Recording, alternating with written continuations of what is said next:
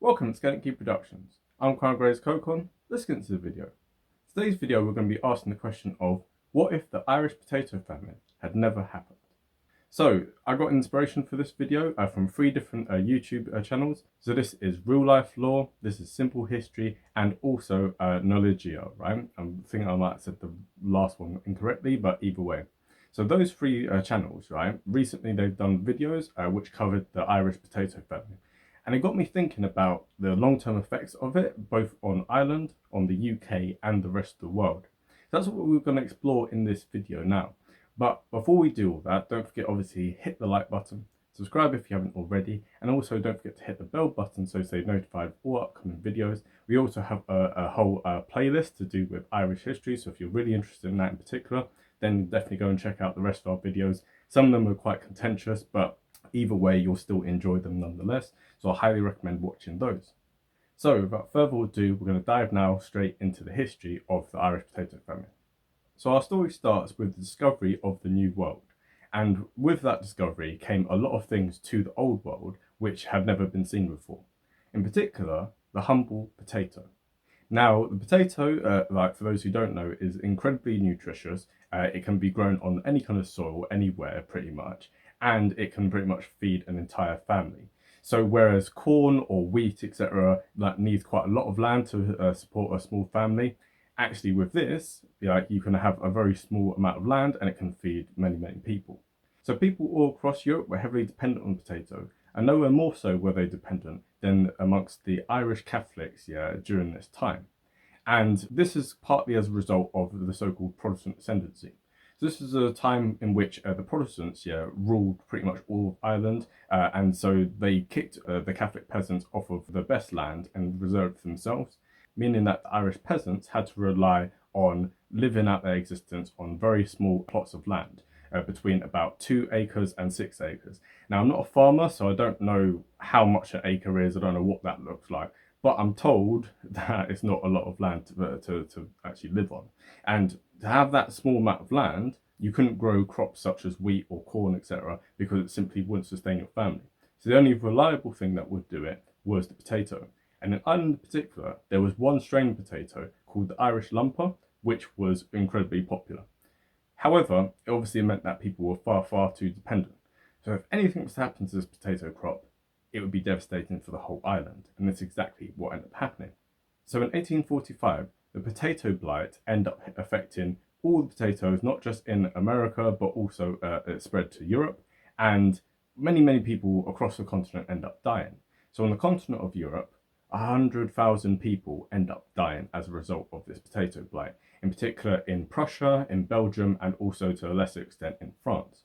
However, there was 100,000 people that died throughout the whole of the continental Europe, but in Ireland, 1 million people end up starving to death as a result of this blight. And that's because of not just, well, the over-reliance on this one crop, but also as a result of deliberate British policies. Because at that time, Britain controlled Ireland. So you had the United Kingdom of Great Britain and Ireland was actually subservient to England, right? So during this time in 1845, there was a lot of political instability within Britain itself. We don't have time to go into the details of this now, but it was to do with the arguments around protectionism versus free trade. So the Prime Minister, Robert Peel, he ended up resigning, and then he was taken over by someone from a different party, and this was John Russell. So whereas Peel had belonged to a Conservative Party, Russell belonged to the Whig Party. So the Whig Party was essentially a liberal party, and they were really strong believers of laissez-faire economics. So what this means is that the government does not interfere with the market, and therefore anything that happens, you just let it go, right? Which meant that all of the policies which the Tory government had tried to do to try and support people, in particular kind of in Ireland during this blight, they completely reversed this. The Whig Party completely reversed this and actually withdrew all of the support, which meant that many people end up starving. And also this was as a result of a direct policy by Charles Trevelyan, who basically had the view which was tied up with Malthusianism, right? Which we've covered in a previous video as well, which is, what if Thomas Malthus was correct? So definitely go and check that video out. But the predominant ideology at that time was basically that populations would grow at an unsustainable rate, and then there would be a disaster, like some sort of disease, and then it would correct itself, just like rabbits. And so it was felt that the Irish were breeding like rabbits, and so this was God's like basically just like punishment like for them, yeah. So no support was given as a result of that. So during this time, like during this 1 decade, up to 20% of the population of Ireland end up emigrating. So you have 1 million people who end up dying as a direct result of the famine, and then 2.1 million end up emigrating. So this represents about 38% of Ireland's population from 1841. So of course, that many people dying, that many people emigrating is going to have a huge ripple effect throughout the whole of like history, right? So that's what this video is going to look at. And of course, we have to say the massive caveat, which is this would never happen. So the reason why it would never happen is to do with anti-Catholic bigotry, anti-Irish bigotry, and also just the politics of the time. Whereas people like who are Protestant in Scotland end up getting support, people across the whole of the continent end up being supported by their governments. The British in those days did not care about the Irish, and therefore they were quite happy to let them all starve. So you'd have to have a complete change of attitudes, a complete change of government policy, etc., for this to actually happen. But let's, for argument's sake, say that it did. What would be the effect on Ireland? What would be the effect on the UK? And what would be the effect on the wider world? That's what we're going to explore now. Now, starting off with what the effects would have been on Ireland. By 1890, it's estimated that about 40% of all Irish people who were alive at that time were living abroad, right? Which shows just how huge the emigration was. Because what ended up happening as a result of the famine is obviously many people end up fleeing, yeah, like to get like jobs and food elsewhere. But also it led to a knock-on effect, which was that there would be evictions, right? So people were only allowed to be given support if they didn't own any land. And so many people had to give up the tiny amount of land that they did have in order to have some relief, right? So obviously you've got landless peasants. They then get evicted off of their land by the Protestant landlords, right? And they decided instead that they were going to use the land for cattle raising because it would be more profitable than having a bunch of these peasants there. So this led to a huge depopulation of many regions of Ireland, which we'll talk about a little bit later. But just to give you an idea of it, by 1841, you had 8.5 million Irish people living on the island of Ireland. However, by 1921, there was just 4.25 million people. And even today, in 2022, there are only 7 million people living in the island of Ireland.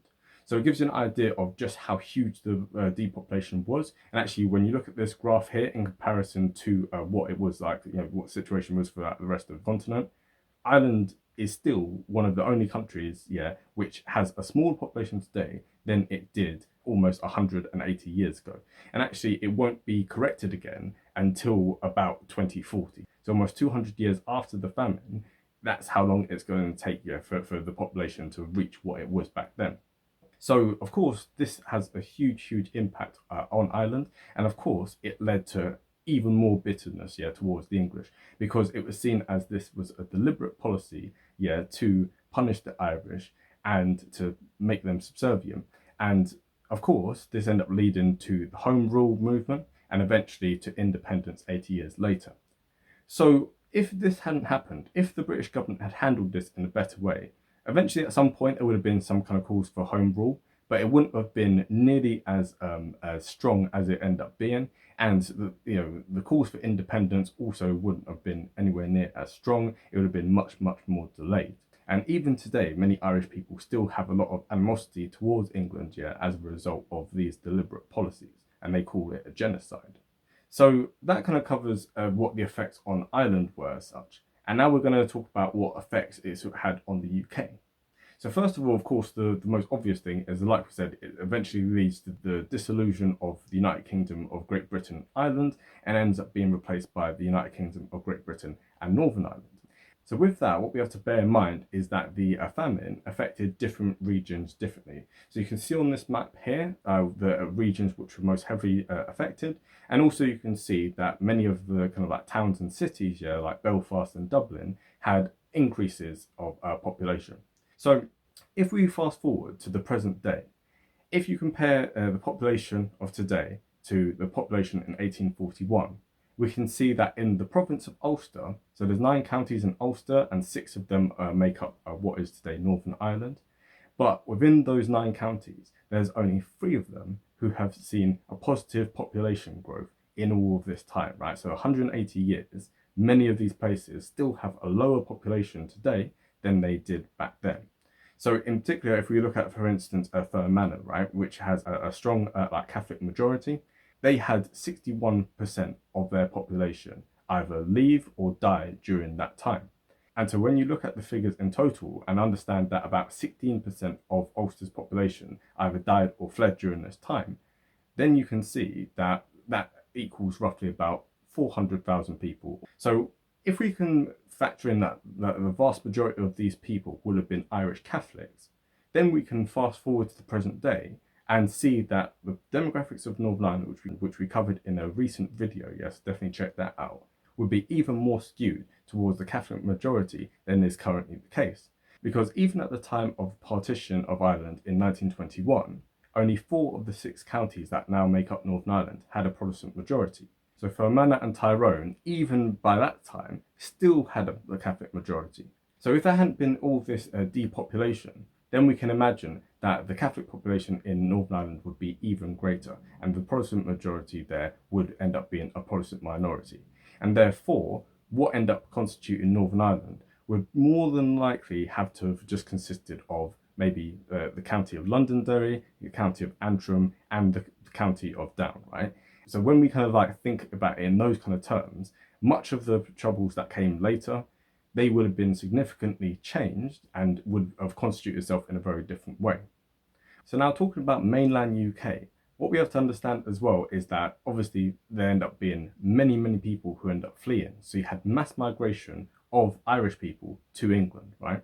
So if you look at the kind of Irish diaspora around the world, you can see that there's 33 million in America. You can see there's 14 million in the UK, 7 million in Australia, 4.5 million in Canada, and 1 million in Argentina. And so that 14 million who are in the UK represent almost a quarter of the UK's population. So this is huge. And it explains part of the reason why the UK's population today is very, very skewed when it compared to what it was in 1841. So England's population during this time grew by a factor of 4, from 14 million to about 56 million today. Scotland, which also faced the famine and also faced many issues to do with emigration because of the impoverishment of Scotland during those days, they still have seen their population grow by a factor of 2.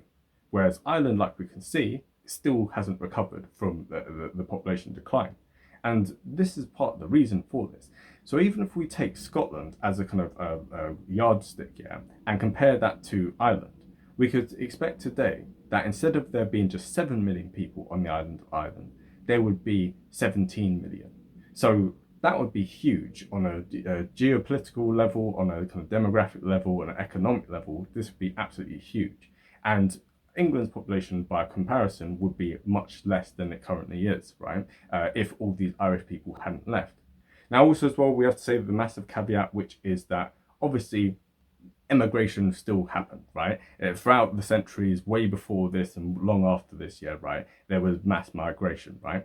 And actually what you tend to find is that in the early days, many of the poorest Irish immigrants, they end up settling in England, but then eventually many of them end up going to America, right? So that's where you have 5 million people emigrating directly to America.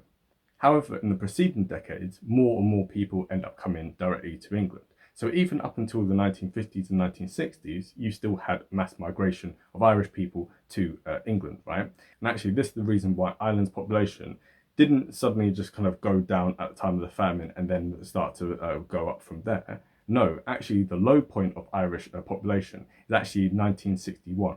So it wasn't until 1961 again that the population of Ireland started to pick up, yeah? And this is as a result of the mass migration that continued. And also as well, we have to bear in mind that the Irish, yeah, end up facing much discrimination, not just in their own country, like we've already covered, but also when they came to England. So there were signs in the 50s and 60s which would say, no dogs, no blacks, no Irish, right?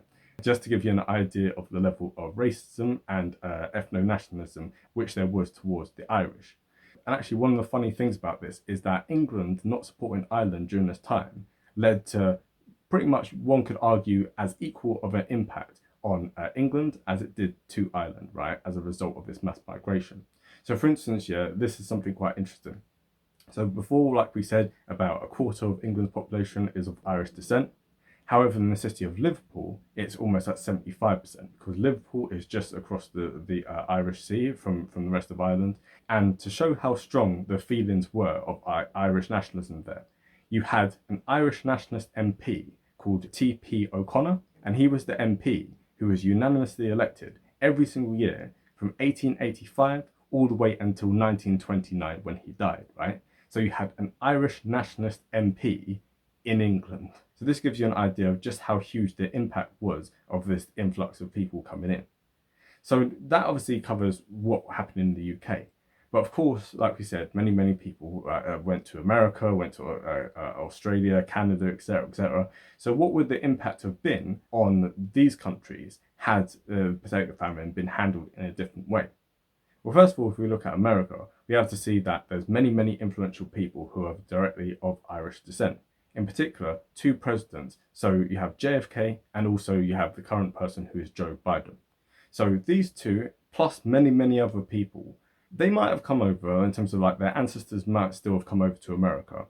But during this period, this is where a huge influx of people end up coming in. So much so that at the time, I believe that something like 6% of the population of the United States end up being Irish immigrants, right? So this gives you an idea of just how huge and how rapid of a change that this was. And also as well, like we said, for Australia, 7 million people there, that represents almost a quarter of their population being of Irish descent. So if none of this had happened, like if this had been kind of handled in a better way, yes, you still would have had emigration. But the important thing to bear in mind is that almost 1/5 of all Irish emigration in all of its history happened within a 10-year period between 1845 and 1855. So if the British had handled this correctly and not let 1 million people starve and not let huge numbers of people leave, and then of course you have a chain migration as well, so that people bring their families over and then their families bring their family and friends over and stuff. If all this hadn't happened, then Ireland's population today would be much larger than it currently is, and cities like Boston, New York and Sydney would have much less of an Irish influence. But unfortunately, history is very cruel at times, and oftentimes what happens is not what ought to have happened, but still we have to face the consequences of that. So that was a bit of a depressing video, but if you liked what you saw, don't forget obviously hit the like button, subscribe if you haven't already, and also as well hit the bell button so you stay notified for upcoming videos. The next video is not going to be talking about Ireland, it's actually going to be talking about another contentious conflict, and this is to do with Israel and its Arab neighbours, right? And this is the topic of what if Israel had lost the Yom Kippur War of 1973. So obviously stay tuned for that. That's going to come out in about 2 weeks' time. And in the meantime, have a great day and bye.